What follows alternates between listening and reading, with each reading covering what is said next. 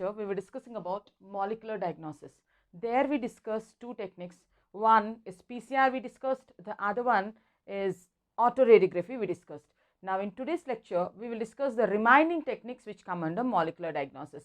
One, ELISA we can discuss here, other one is blotting techniques. So children, under molecular diagnosis, we can discuss four techniques. NCERT says, so molecular diagnosis can be done with rDNA technology.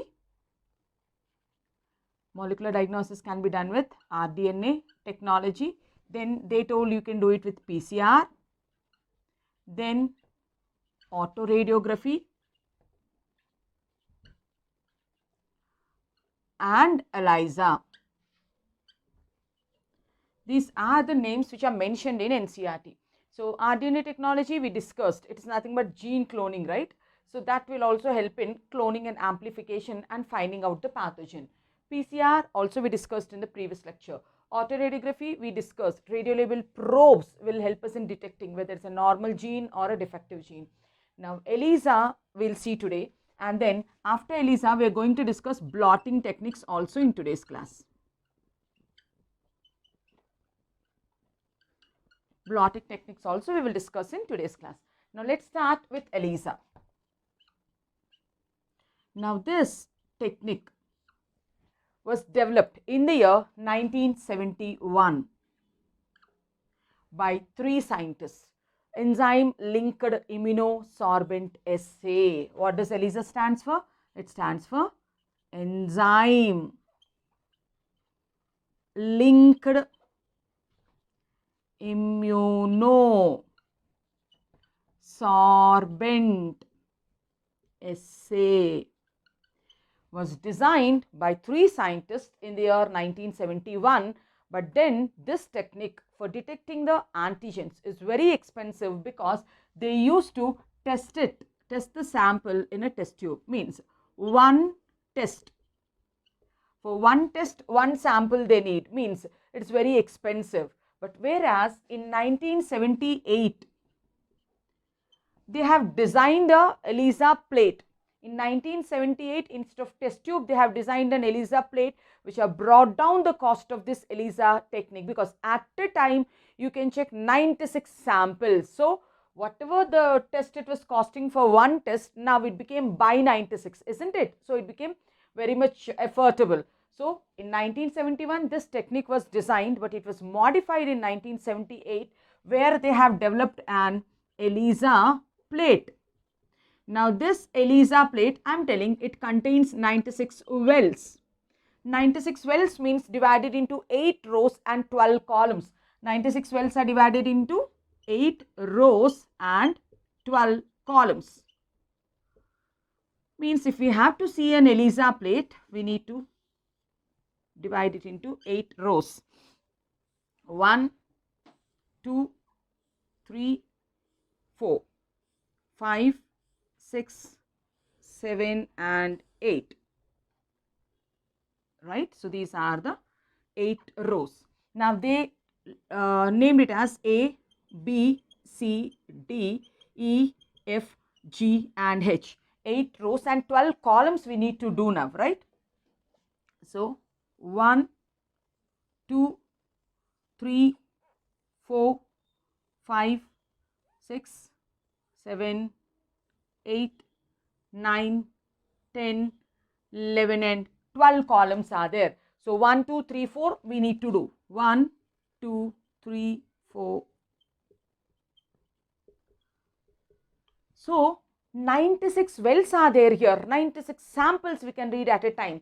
So the first sample will be loaded at A1. Second sample will be loaded at A2. Third sample will be loaded at A3, B1, B2, B3 like that. So this is what is 96 plate, 96 wells ELISA plate. Okay. So let us talk about what do you mean by enzyme linked immunosorbent assay. So here you are linking enzyme to an immunoparticle. So what are we doing here? We are linking enzyme to an immunoparticle. So the immunoparticle can either be an antigen or antibody. So we can quote, for example, if this is an antigen, to the antigen you will conjugate a enzyme. Or if this is an antibody, to the antibody also, you will conjugate an enzyme. So this is called enzyme conjugated antigen. What is this called? Enzyme conjugated antigen. And this is called enzyme conjugated antibody. This is called enzyme conjugated antibody. So enzyme is linked to an immunoparticle. So that is why it's called enzyme linked immunosorbent. You are absorbing an immunoparticle also. For example, if you take one ELISA plate, enlarge one ELISA well and see. This is an ELISA well. In this ELISA well, we are going to absorb, right? We are going to coat the ELISA well either with an antigen, we can coat like this, or we can even coat the antibody particles also. We can even coat the antibody particles also, absorbing the immunoparticles. Immunoparticles are linked with enzymes, assay estimation. So this is the meaning of the technique. Hope you understood. So enzymes are linked to the immune particles, let it be antigens or antibodies, and immunoparticles are adsorbed on the ELISA wells. That helps in estimation. Understood? Now this is about ELISA. The principle of ELISA is based on antigen-antibody interaction. So we'll write here. The principle of ELISA is based on antigen-antibody interaction. The principle of ELISA is based on antigen-antibody interaction. Now, infection by a pathogen. Infection by a pathogen can be detected by the presence of antigen also, or can be detected by the presence of antibody also. So, we can write down here, infection by a pathogen. Infection by a pathogen can be detected. It can be detected by presence of antigen. By the presence of antigen. If you want to find out the presence of antigen, then in the ELISA well, you need to coat antibody. If you coat antibody already, then it will check for the antigen presence. Or we can detect the infection by the presence of antibody also. Presence of antibody. Suppose if an antigen enters into our body, our immune system gets triggered and it produces antibody. We can detect the antibody also synthesized against the pathogen. So, infection by a pathogen can be detected by the presence of antigen or the presence of the antibody which is synthesized against the antigen by the immune system.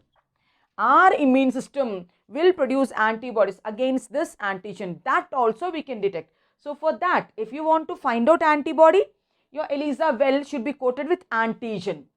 If you want to find out antibody, your ELISA well should be coated with antigen. If you want to find out antigen, then the ELISA plate should be coated with antibody. So, this is an introduction. Take a screenshot, then we will discuss about the types of ELISA. So, what did I discuss here? This is part 2, molecular diagnosis part 2, where we are discussing the remaining topics, which is ELISA and blotting technique.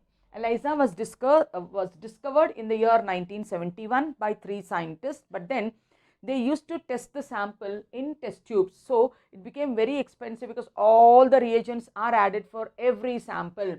But in 1978, they came out with a ELISA plate which is having 96 wells, which is having 8 rows and 12 columns. 96 samples can be evaluated at a time, so the cost became affordable for common man. Now, the meaning of ELISA is enzyme linked immunosorbent assay. Enzymes are linked to immune particles, and immune particles are adsorbed also, which is helping in estimation of the pathogen. You can detect the pathogen by directly checking the presence of antigen or by checking the presence of antibody which is synthesized against the antigen. Take a screenshot fast.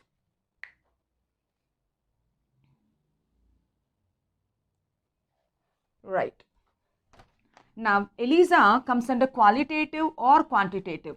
So, ELISA, it comes under quantitative, means you can measure the concentration of the antigen. So, that's why we tell it's a quantitative estimation of the pathogen.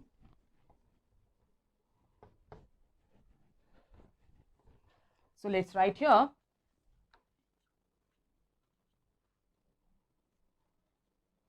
It helps in quantitative estimation. It helps in quantitative estimation of the antigen. You can estimate the concentration. So that's why we tell it's quantitative estimation. Now, what are the requirements we need for performing the ELISA? So, requirements. So, here itself I showed you in an ELISA well, we need a pure antigen or a pure antibody, specific antigen, specific antibody. So, requirement will be a pure antigen, or we'll write it here, or a pure antibody. This is our first requirement. Then after that, we require secondary antibody, which is conjugated with enzyme. So, next one will be secondary antibody conjugated with enzyme. Now, which enzymes do we use in ELISA? Means we have a choice of using peroxidases or alkaline phosphatases. So, the enzymes which are used are horseradish peroxidase or alkaline phosphatase. So, HRP stands for horseradish peroxidase is one enzyme, or ALP means alkaline phosphatase.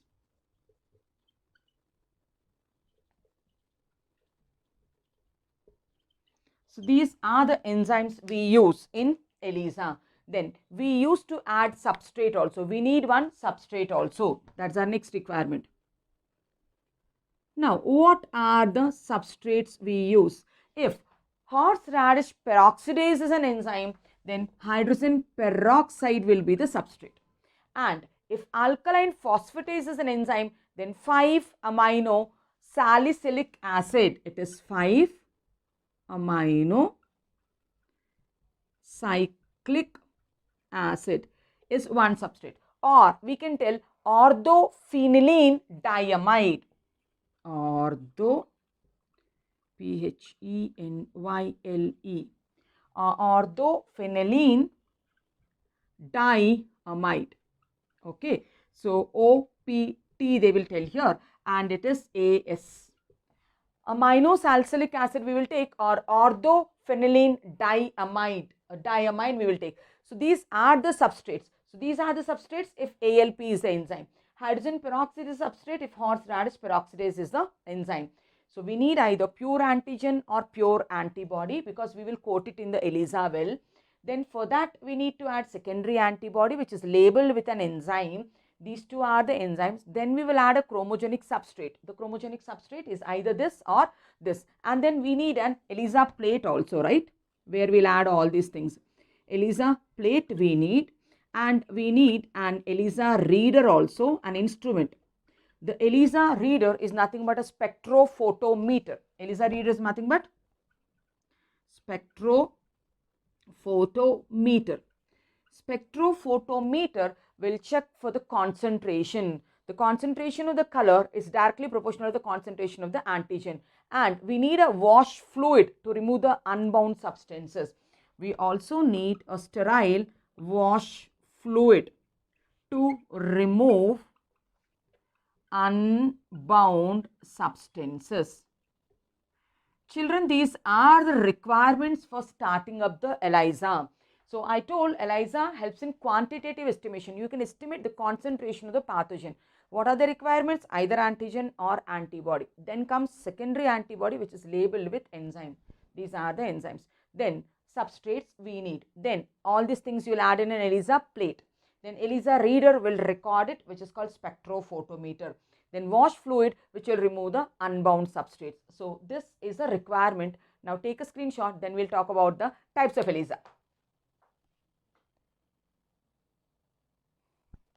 Right. So we have two types of ELISA called direct ELISA and indirect ELISA. Indirect ELISA, we will try to detect the presence of antigen. In indirect ELISA, we'll check for the presence of antibody. So, ELISA is of two types. One is called direct ELISA and the second one is indirect ELISA. Direct ELISA, we will detect antigen. Indirect ELISA will detect antibody. So, direct ELISA helps in detection of antigen.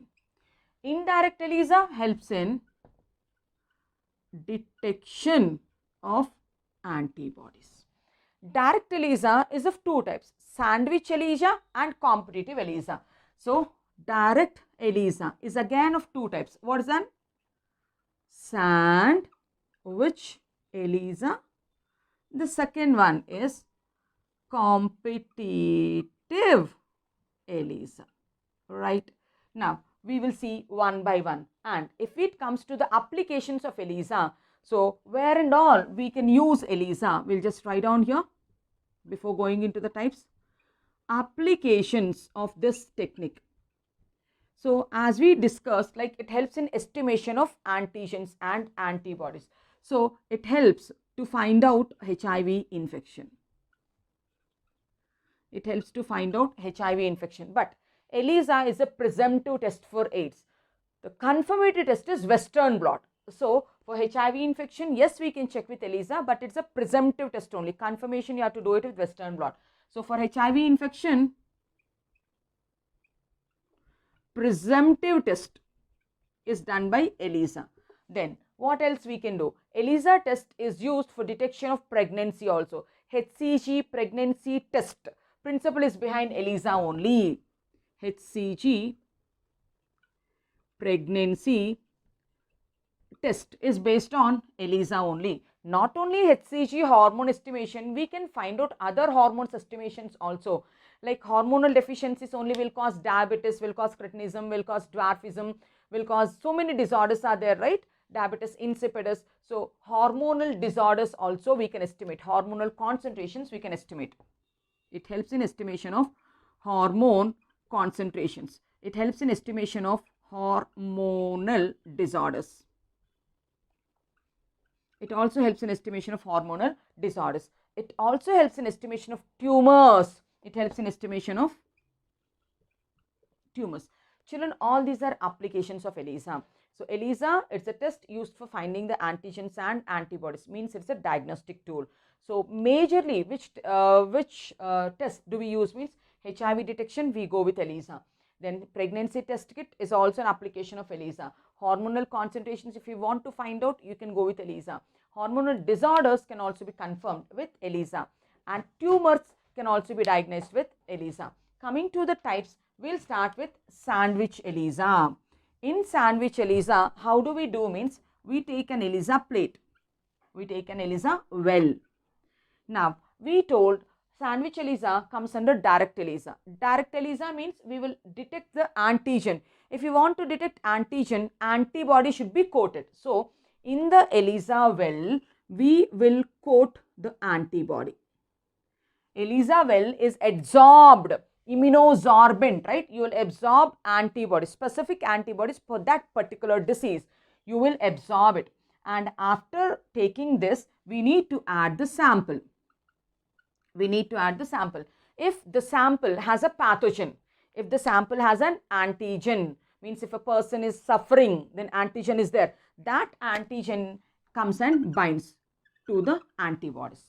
The antigen comes and binds to the antibodies. In the next step, we will add, what will we add? Secondary antibody. We will add secondary antibody conjugated with enzyme. Secondary antibody conjugated with enzyme we will add here. Now, what is the secondary antibody? Primary antibody will bind with antigen, whereas secondary antibody will bind with antigen-antibody complexes only. Now, is antigen-antibody complex here? Yes. So, then the secondary antibody can come and bind. Yeah, I am bringing the secondary antibody. It is binding to the antigen-antibody complexes. the secondary antibody is binding to antigen-antibody complexes, and we told the secondary antibody is conjugated with enzyme, means it is having an enzyme here. It is having an enzyme here. When the secondary antibody is combining to antigen-antibody complexes, it will free the enzyme into the solution. Now, during this complex formation, what happens means the enzyme will be released out. So, here is our antibody and here is our secondary antibody. When this complex is formed in this manner, so what happens means the enzyme becomes free. So, we can just tell that the enzyme is free now. Yes, the enzyme is free now. Now, in the next step, yeah, you bring your substrate, chromogenic substrate. If the enzyme is free, enzyme reacts with the substrate. If the enzyme is free, when will the enzyme free? When the secondary antibody binds. When will the secondary antibody binds? When there is antigen-antibody complex. When there is antigen-antibody complex, if that particular blood has antigen, means as a patient, right? So, now enzyme substrate complex will be formed. This enzyme substrate complex, enzyme converts the substrate into chromogenic product. So, what happens here? Primary antibody, secondary antibody, sandwiched antigen, and then the enzyme has converted the chromogenic substrate into colored product, right? It has converted it into colored product. Now, can you see the colored product? Now, then we have an ELISA reader which works on a principle of spectrophotometer. This is a colored product. Now, that ELISA, this is an ELISA plate. ELISA plate will be read by ELISA reader. On the ELISA reader, we can see the graph like this. So, the mg of antigen, how many milligrams of antigen is there, and it's directly proportional to the color. It's directly proportional to the color. If the color is more, antigen is more. So, if the color is less, the antigen is also, so color is here, the antigen is also less. If the color is more, antigen is also more. So, like that we get. This is the shape of the graph. So, that's what I told. ELISA, it is a quantitative. It gives us quantitative measurement of the antigen. Depending upon the color, we can estimate how many milligrams of antigen it is. Understood? Children, this is direct ELISA. Indirect ELISA, we will detect for antigen. So, for detecting antigen, you have to absorb antibody. Direct ELISA is of two types, sandwich ELISA and competitive ELISA. We are talking about sandwich ELISA. So, take an ELISA well, absorb the antibody because you want to check the antigen. Now, then bring the patient's blood. If he is a patient, if he is having antigen, then that antigen comes and binds to the antibody. Antigen-antibody complex formation. Next step, add secondary antibody which is conjugated with the enzyme. Secondary antibody, I told it will bind with antigen-antibody complexes. Primary antibody binds to antigen. Secondary antibody binds to antigen-antibody complexes. Now, this secondary antibody has joined to antigen-antibody complex. When this gets joined, then the enzyme becomes free. Okay. So, if you're giving something to my hand, then I'll leave the marker, right? So, to hold it, I'll leave the marker. Since this is holding this, enzyme becomes free. Now, this enzyme reacts with the substrate. Then the chromogenic substrate changes into colored product. This color is being estimated, is read by an instrument called ELISA reader, which is called spectrophotometer. The color is directly proportional to the concentration of the antigen. Hope you understood this. Now, take a screenshot, then we will talk about competitive ELISA.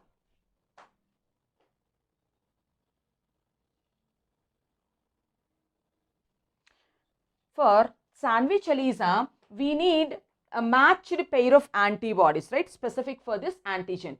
Now, when do we operate competitive ELISA means when two matched pair of antibodies, means primary antibody and secondary antibody for that particular antigen, if it is not available, then we can't do this. Then we have to go with competitive ELISA. I'll erase this and then we'll talk about competitive ELISA.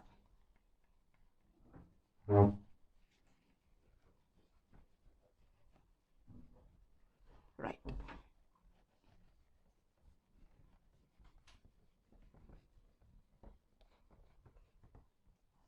So, when will we do competitive ELISA? We are telling that when two matched pair of antibodies are not available. When two matched pair of antibodies are not available, if they are not available, then what do we go? We go with competitive ELISA, which also comes under direct ELISA only. Now, what do we do here? In competitive ELISA means the enzyme here, earlier the enzyme was linked with secondary antibody, but here the enzyme will be linked to an immunogen, means antigen which is similar to the other antigen. Then we call it as an immunogen, you can call it as an inhibitor. So, here what we say is the enzyme is conjugated. The enzyme is conjugated with a similar substance to antigen is called as immunogen or inhibitor.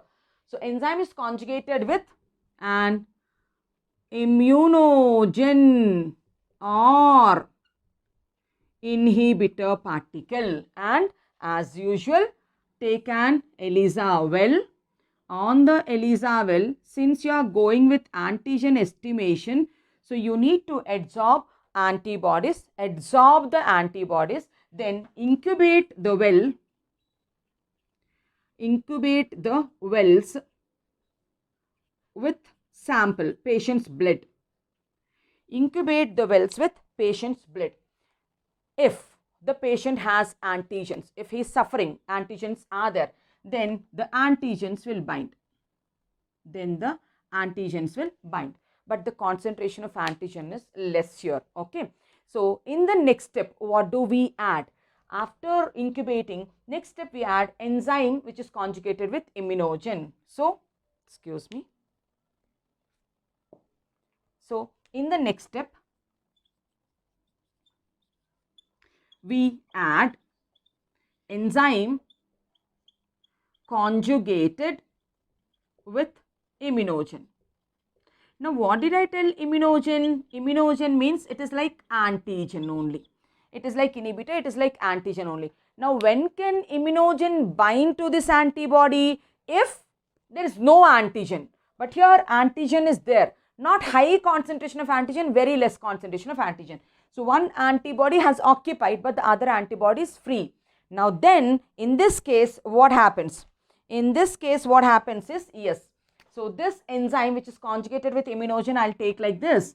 This is an immunogen which is conjugated with enzyme. I am using red color. That comes and binds to the free antibodies. So, this is a free antibody. Here, the enzyme conjugated antigen. This is the immunogen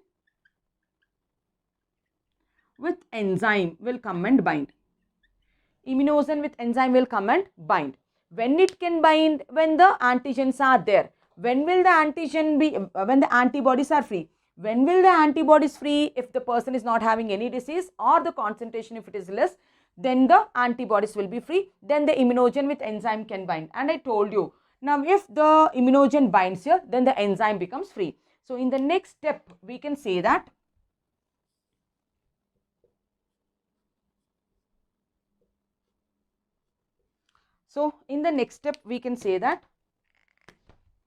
the immunogen is bound and the enzyme is free enough.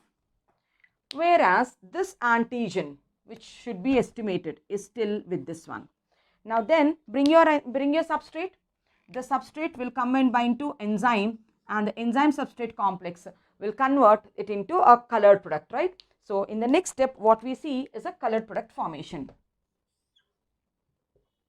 What we see is a colored product because enzyme is there. Enzyme has converted substrate into the product, right? Here, if you see the intensity of the color, this is an immunogen inhibitor. So, the intensity of the color, we will use blue only. This is a product.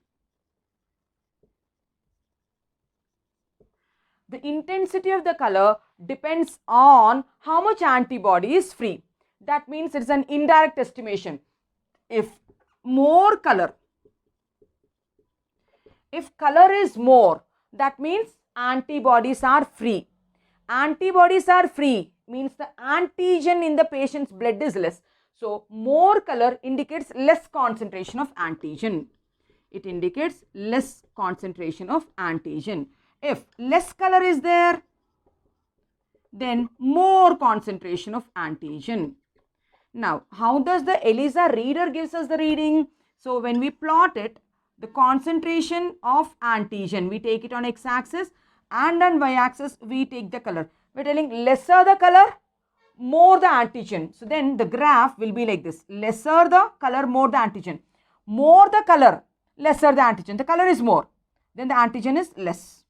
More the color, the antigen is less. So, earlier we drawed a different graph, but now the graph is different. So, here the color is more, then the concentration is less. For this much color, the concentration is this much. For less concentration, the color is this much. So, this is a graph for competitive ELISA. Did you understand? Competitive ELISA also comes under direct ELISA only. We are estimating antigen only here. So, when do we go with this method? When the matched pair of antibodies are not there. Then we take an ELISA plate, we will adsorb antibodies, then we will incubate this ELISA well with the patient sample. If the patient sample has antigens, I showed the antigens here, but I kept the concentration less. When the concentration is less, then the free antibodies will be there. Antibody binding sites are free. Then in the next step, when you add enzyme conjugated with an immunogen, then that goes and binds here. When that immunogen inhibitor binds here, then enzyme will be free. Enzyme reacts with substrate, converts the chromogenic substrate to colored product. But here, earlier it was higher the color, higher the concentration. But in competitive ELISA, higher the color, less the concentration. The plot will be like this. Take a screenshot, then we'll talk about indirect ELISA. Right. Now, when we talk about direct ELISA, we told we are estimating antigen. In indirect ELISA, we will estimate antibody. Correct?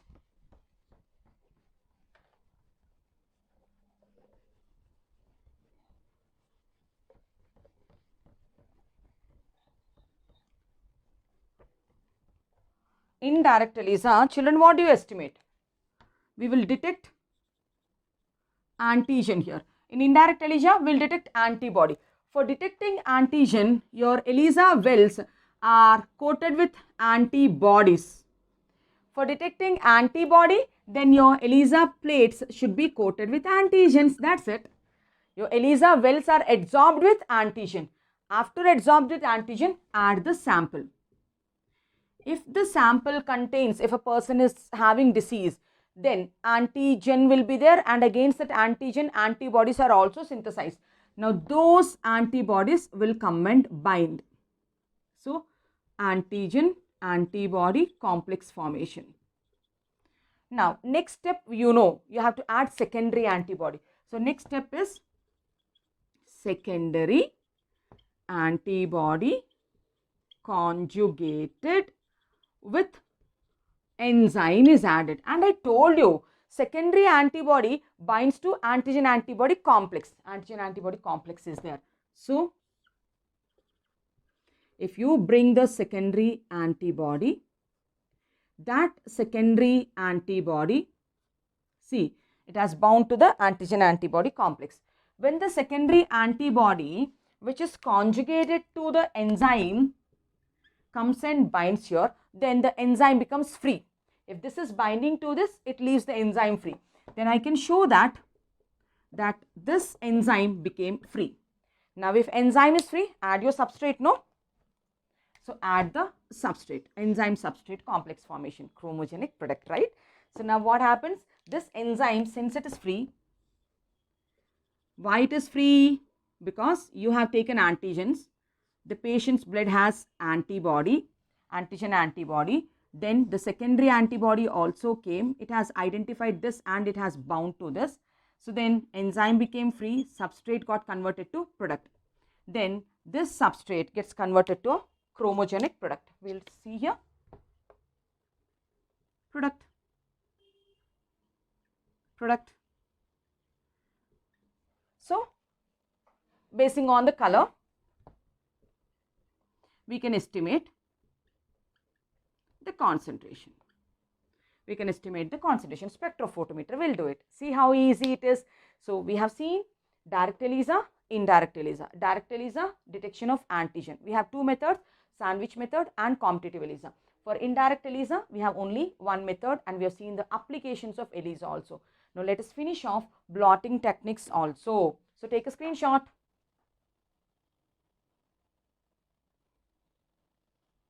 Right. Now the last molecular diagnostic technique is blotting. So it is an analytical technique to separate DNA, RNA and protein. So what are blotting techniques?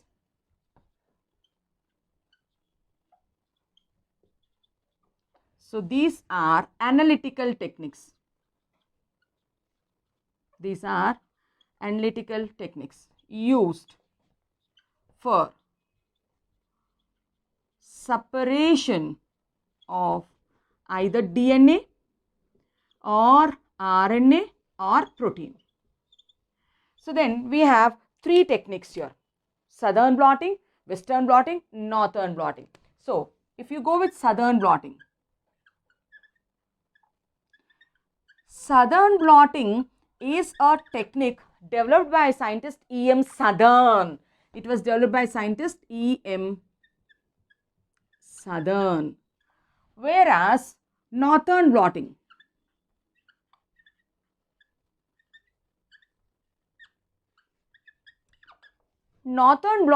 was developed by scientists called Alvin and co. And coming to western blotting, western blotting was developed by Taubin. Western blotting was developed by Taubin. Southern blotting developed by E.M. Southern. Northern blotting developed by Alvin. Western blotting developed by Taubin. Southern blotting is used for separating DNA. Southern blotting is used for separation of DNA. Northern blotting is used for separation of RNA. Western blotting is used for separation of protein. What paper do you use so that specifically DNA gets separated on it in southern blotting? Means it's NC membrane. So DNA gets separated on a specific paper called nitrocellulose paper. DNA gets separated on nitrocellulose paper in southern blotting. In northern blotting, DNA gets separated on nylon membrane. Sorry, RNA gets separated on nylon membrane. So there's another membrane. Instead of nylon membrane, we can go with diazobenzyl oxymethyl paper also. Diazobenzyl oxymethyl paper. For RNA separation, RNA can specifically bind on the nylon membrane or diazobenzyl oxymethyl paper you can use. For protein blotting, there is nothing specific. You can either use this one or you can use this one. So either nitrocellulose membrane, NC membrane or nylon membrane, both of them, anything you can use it, children. Now, how do we do it? So, a blotting technique, it's southern blotting, northern blotting, western blotting. Southern blotting was developed by E.M. Southern. It is used for separating DNA. DNA gets separated on nitrocellulose paper. Northern blotting, Alvin developed it for separation of RNA. RNA gets separated on nylon membrane. Western blotting was developed by Taubin, used for separation of protein. Protein gets separated on this membrane or in this membrane. So take a screenshot. We will see the blotting apparatus once. Right. So I'll show you southern blotting. Northern and western also means the same.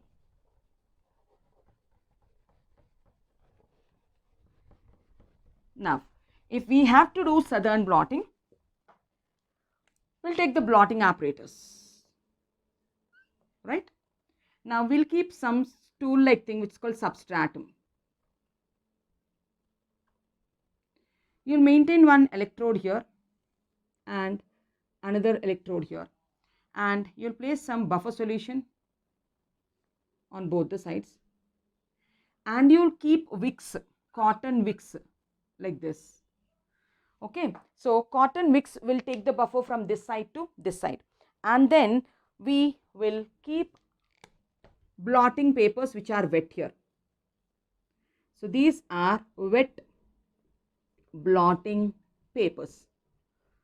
On top of the wet blotting papers, keep the DNA which got separated on the gel.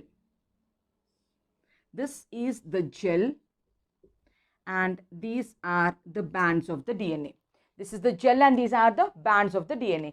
Now on top of this, bring your nitrocellulose membrane. My red colored is nitrocellulose membrane, NC membrane.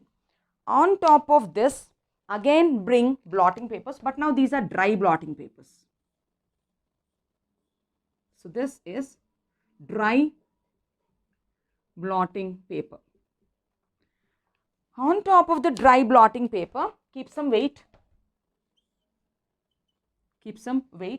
and then seal it so that the buffer should not evaporate. No, seal it and connect both these electrodes to an electric field. Close the circuit, okay? So you need to close the circuit. So when you are doing like this, what happens? Here buffer ions are there. What is this buffer? The ions, charged particles, start moving in the electric field when you connect it to a circuit. Now, the buffer ions, when they are moving from this electrode to this electrode, they come on to the wick. From the wick, they come on to the blotting papers. So, when they come on to the blotting papers, now instead of going from here to here, because of that capillarity action, you are pressing, right? So, the mobile ions, from here, they go to the blotting paper. From the blotting paper, they go to the gel. So, the gel DNA is there. So, DNA and the mobile ions mix up with each other. Now, when the mobile ions and the DNA gets mixed up with each other, then they move from the gel to the NC membrane. So, DNA and the mobile ions are moving from the gel to the NC membrane. I told you, NC membrane has affinity. It has affinity for DNA. As soon as the NC paper sees this DNA, when the DNA goes and separates here, it blocks, it holds the DNA there. Then what happens to the mobile ions? Mobile ions are not having affinity, they move to the blotting papers. These blotting papers become wet. Everything is a transparent setup. You can see from outside when the dry blotting papers become wet. When the dry blotting papers become wet, that means DNA have moved off from the gel to the nitrocellulose membrane. Then stop it, take everything out, take your nitrocellulose membrane, then on the nitrocellulose membrane, your DNA is there. On the nitrocellulose membrane, DNA gets separated. That's it. How simple the technique is. How simple the technique is. Okay. So, why can't we keep it on the gel itself? Gel is a fragile thing. If you just lift the gel, it will fall into pieces. But paper is resistant, no? So, paper is stable. So, that's why we are transferring the DNA which got separated on the gel onto a paper which is stable. That is called southern blotting. Similarly, do it for RNA also. RNA. Then Alvin is a person. He developed a technique called northern blotting. He developed a technique called northern blotting. For that, we need to use nylon membrane, isn't it? And if you remember, we told ELISA is a presumptive test for HIV. The confirmatory test is Western blot. So, when do we do Western blot for HIV confirmation? In Western blot, it was developed by Taubin, right? It was developed by Taubin. It is for separation of proteins. ELISA test will give positive result for any retrovirus. But HIV virus, if you see, specifically HIV virus have some spikes on it. So, what are the spikes which are present on HIV? One is GP41 spike. The other one is glycoprotein 120. This is called GP120. So, these are protein spikes which are present inside the HIV. So, this is single-stranded RNA. So, if you are checking for glycoprotein 40 and 120 and when you are getting positive result, means it is none other than HIV, right? So, this Western blotting helps us in detection of glycoprotein 41 and glycoprotein 120. So, Western blot is a confirmatory test. It is a confirmatory test for HIV. With this, we completed everything related to molecular diagnosis. In 2 parts we did it. So, we discussed about rDNA technology, PCR, autoradiography and the first. In the second one, we discussed about ELISA and blotting. Hope you understood the content in detail. If you like the lectures, like, share and subscribe to my channel. Thank you.